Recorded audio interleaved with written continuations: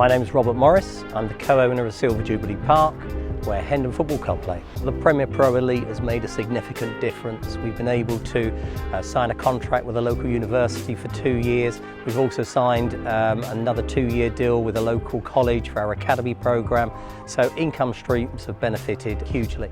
My name is Ian Duncan Santiago. My position here at Silver Jubilee Park Stadium is the Director of Facilities. It was important for us that we chose the right system to get a right base with the right longevity, and the quality of playing in surface was most important, with the added value of having the potential for replacing the existing rubber crumb with a biodegradable infill in the future.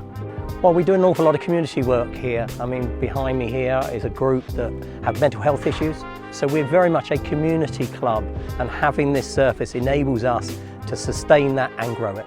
From my perspective, as mainly the person who looks after the pitch, it's the maintenance. The maintenance is a lot easier, it's a lot lighter, and obviously we've got a much better routine with a lot less rubber crumb flying all over the field. So not just is the pitch easier to maintain, but the exterior of the pitch is much easier to deal with nowadays.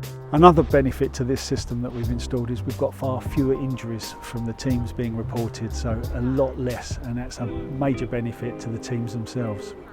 We've got an incredible facility, the best in Brent, apart from Wembley Stadium of course, but certainly the best artificial surface that there is, serving 330,000 people in the borough.